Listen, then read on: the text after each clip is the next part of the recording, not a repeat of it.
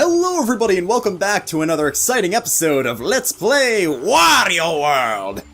In today's video, we are going to be continuing our way through the very first world of the game after we 100%ed the first level and filled up our health bar by a little bit more. So that's all fine and dandy. So next up we have... The name's actually not on here, so that was completely pointless. Sorry about that. Next up we have Greenhorn Ruins. Which, by the way, I freaking love this music. Ba-da-da, ba-da. I am just so great at this game. Oh man, what a way to start this whole episode. Do you think I should just cut it out right now and stay away from me? Anyway, I completely forgot what I was talking about. Oh, right, the music. The music in this game is probably one of the biggest selling points for me. Like, the first level, Greenhorn Forest, I didn't make mention of it in that level itself, but the music in that level is what I consider to be sort of the theme that I think of. It's the theme that I think of whenever somebody mentions Wario to me. Anyway, if you're surrounded by monsters, pull out a mad move and knock them out with one blow! When you're holding a monster up in the air, rotate the control stick to do a wild swing ding! Or do a ground-shaking pile driver. Also, if you grab a pillar, these are one of the best things you could do a wild swing ding with. Just because it's so gigantic. And it just cleans house. And we have another Spriteling right off the bat. The Wild Swing Ding is a spinning move. Whoa! And the Pile Driver's a ground pound move? I never would have realized that! Thanks, buddy! Master the finer points of these two mad moves to turn gears, break down iron doors, and deal with tricky traps. Use your head, Wario.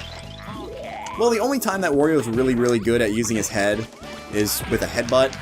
So, yeah, like that guy was saying, do a wild swing ding, you open that door, and you're able to progress. Actually, did I? Okay, yeah. I just wanted to check to see if I got all the treasures beforehand. So throughout the game, you're going to see little... I have no idea what these are supposed to be, like, flower buds, I guess? Though you are able to use this wild swing ding to go around and hurt them. Which, for some reason, later on in the game, you'll find enemy spawners just like this, but they won't actually take damage from anything. So, yeah, not entirely sure why they had to make that difference between different levels, but I don't know. We don't need to stay around and beat all these guys up, even though we could do it for the money. Nice aim. Triceratops, what are you doing? You're a quadruped. Get over here. Get over here! I'm gonna need you because this is the introduction of iron doors. Like that Spriteling was saying, we're gonna have to use some of our mad moves to deal with these. So, use our heads! Or use his head. So through iron doors, you're going to find these larger levels. They are more like obstacle courses, rather than the smaller puzzle-like areas that we encountered before. So, based on the door that an area has, you can probably tell what kind of level it's going to be. Don't fall, don't fall. When you fall in an area like this, it actually doesn't send you to a Unicorn's lair, it'll actually send you to the beginning of the obstacle course. So, don't worry, you're not going to have to deal with that crap every single time. Using the glue globes on the walls up ahead, you can jump and stick to the walls. When you see these sticky orbs, try some of your moves. When jumping to a glue globe, check your footing, mark your goal, and then jump. It takes practice, so don't get frustrated, okay? Kind of funny that they have the tutorial for the glue globes after we first dealt with them in the first level. Though they weren't really used for platforming, so I don't know. But like the man said, just swivel your way up here rather quickly. And wow, I can't believe that actually counted. So I'm not going to stick around and try to collect every single coin here. Even though I feel like Wario is the kind of guy who would. Yeah, that was a huge mistake. Let's get out of here, Wario. See here, what else is new? I don't need to buy any... health. Because I almost never really use the garlic vendors in this game, to be perfectly honest. Like, even though they're the only things that you use your coins on, like...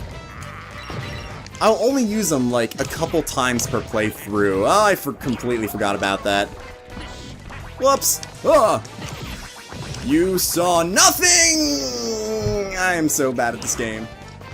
I am so sorry for being as garbage as this game as I've been for the past so-and-so amount of time. Actually, where's the button for that platform back there?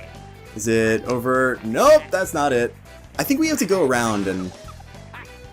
I think we have to go to a further part of the level and then come back to that. Which means... we have this guy! Yes, Wario World has a lot of mini-bosses! And this is one of them. This is the gem-bodied creature.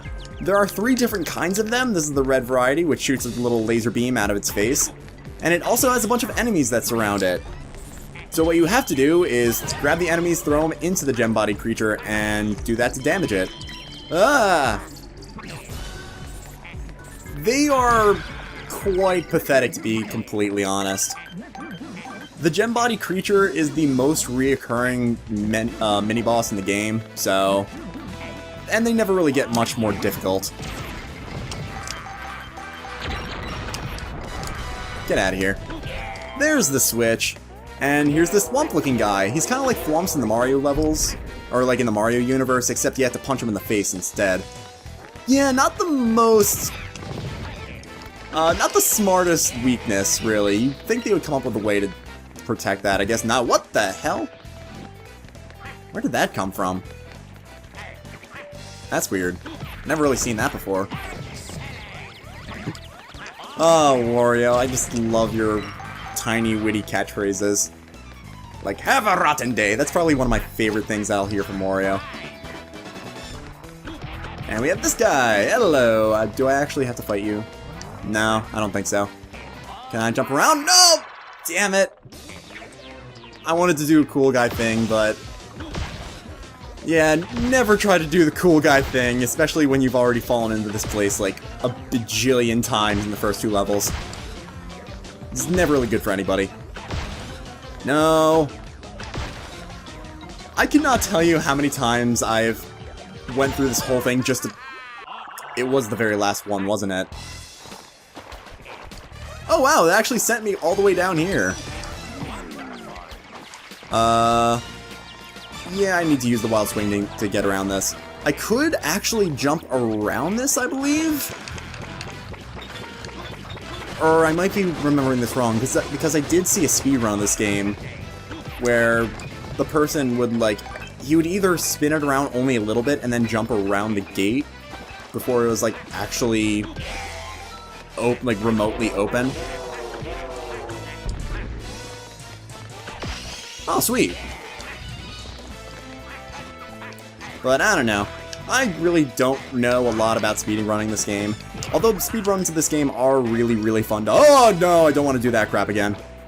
Come on, spit out a good guy. Spit out a big guy. Mr. Sandman, bring me a dream. Make him the weakest that I've ever seen.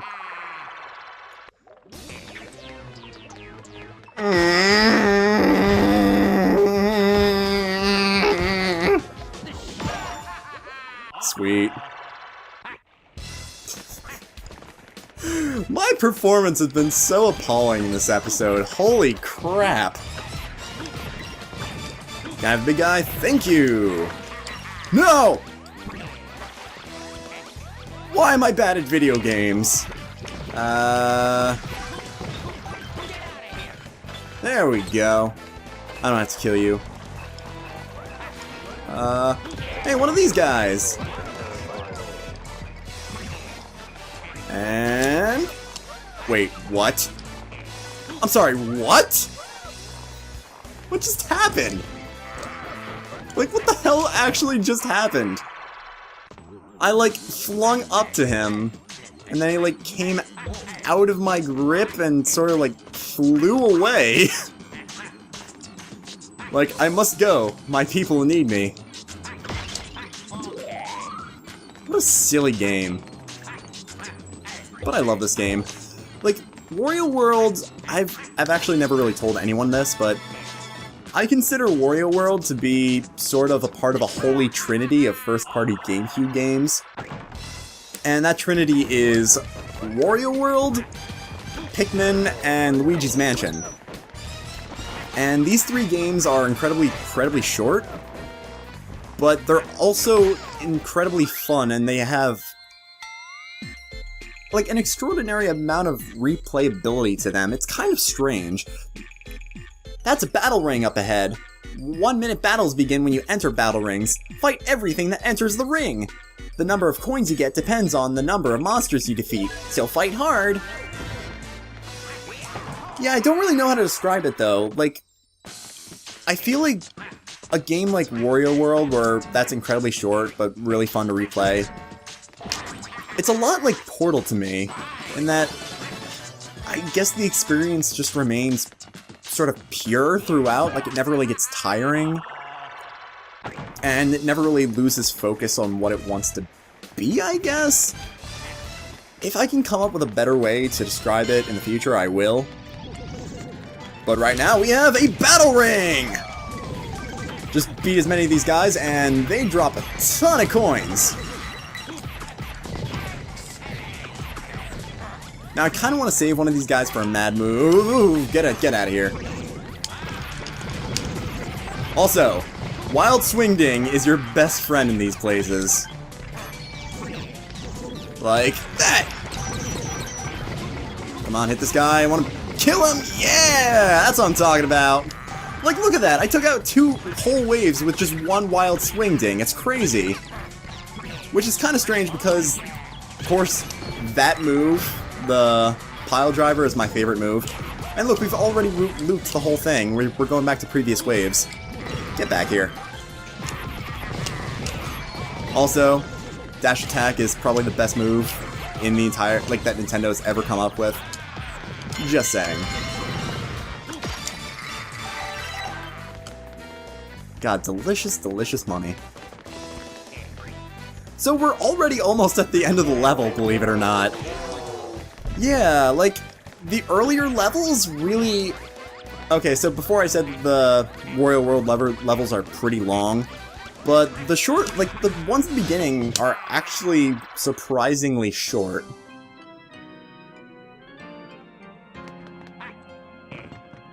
Alright. So, yeah. Actually, this platform that I'm standing on right here, this one, it kinda reminds me of a platform from Mario Sunshine, but ironically... God damn it! I didn't mean to do that. I didn't mean to dash off like an idiot.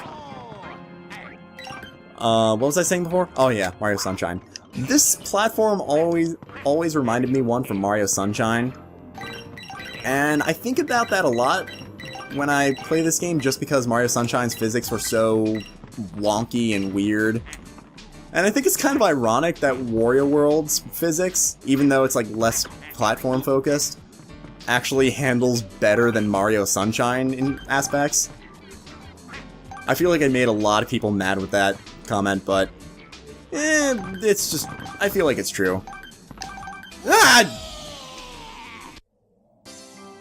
Also, you'll sometimes have moments where you just fall onto one of the background, like, one of the background platforms, and it still counts as a death because you hit the death zone. And you can do that and completely suck at this game.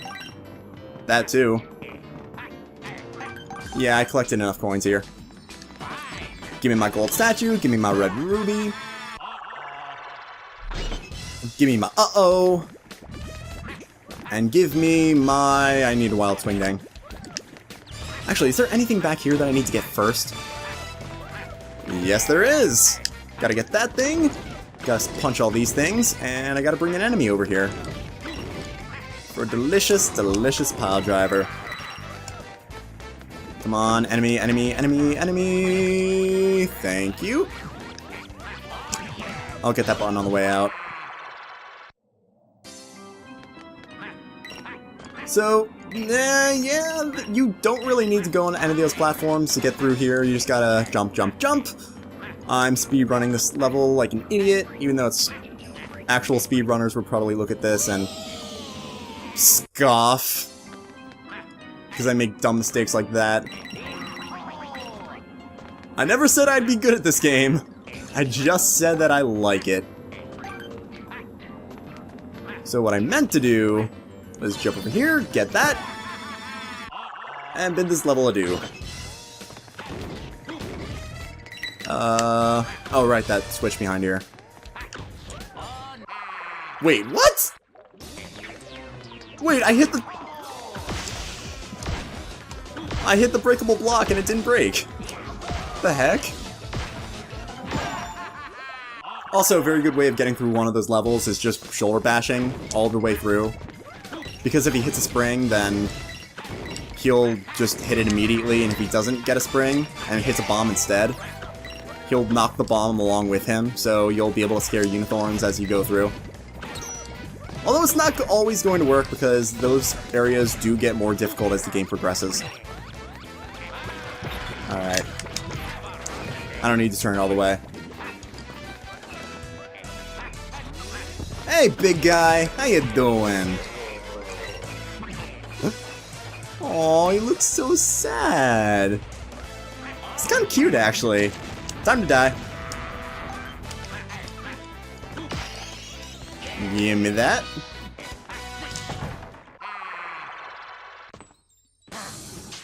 Oh, I remember this little mini stage. Wow, that was a lot of slowdown. So, as you can see, there are hidden goodies underneath these stone Wario heads. The problem is, it's completely randomized on where the goodies are. Oh, sweet. Got the gold statue. Yeah, the gold statues make noises, but then the other place of where the red jewel is completely randomized, so it is literally just trial and error. This is an interesting stage in theory, but just the fact that you have to spend so much time going through this area if you just so happen to get unlucky is kind of... yeah, not the really best level design, I'd say. Probably one of the weaker ones in this game, and oh my god, where is this thing? Like, I feel kind of bad for destroying all these Wario heads, because Wario is bae. And don't even get me started on Waluigi, because, man, Waluigi, he is just sexy. Sexy. There it is! Nobody needs to know about my Waluigi. Whoa. That was weird. I didn't actually press jump there. Wario just kind of took to the air. That was... huh. Yeah. I'll save this guy. Many more of my friends are being held against their will up ahead. If you see any of them, I'd really appreciate it if you save them. You'll be rewarded for coming to their aid, of course, Wario. We know you like rewards. So, okay, off you go, Wario. Thanks, buddy. But I'm gonna need... I believe this is the last little stage, if I'm looking at this correctly. Yeah, I need one gold statue piece and one red jewel. So, this is it. Don't need to take that bye-bye balloon, because I've already explained that already. And yeah. Not difficult at all. But before I forget...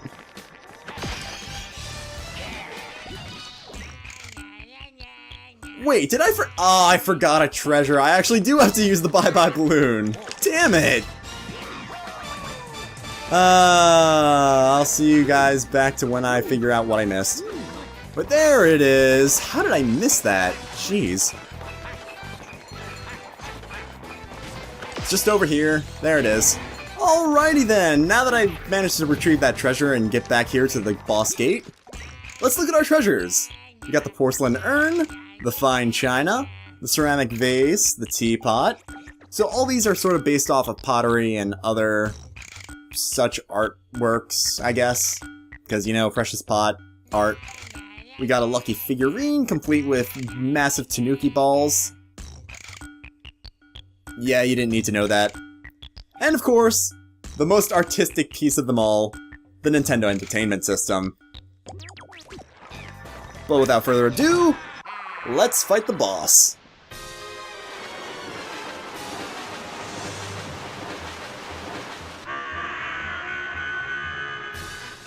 This is the Sandworm! A lot of people also call this guy the Big Scorper, because, again, I think it was the Prima Guide that called him that, or the Nintendo Power Guide.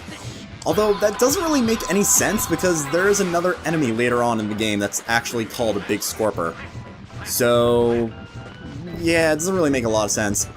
Also, this guy, you cannot pick him up to do mad moves on him. Instead, what you gotta do is just punch the living crap out of his face, and that's how he just takes damage. Very standard, but...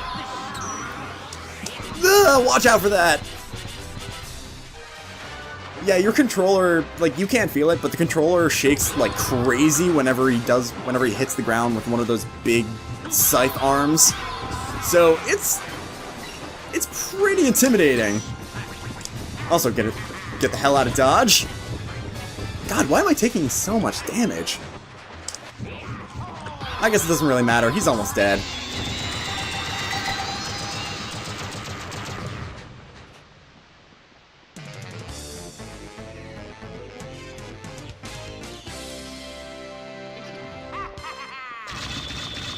And there we go! That was the Sandworm, slash Big Scorper, slash whatever.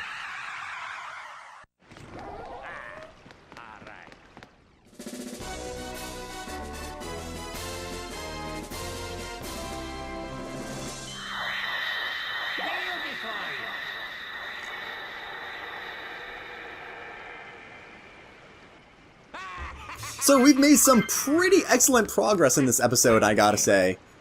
So, next time in Let's Play Wario World, we're going to be facing the boss of World 1. See you all then. Thank you all for watching. Let's Play Wario World.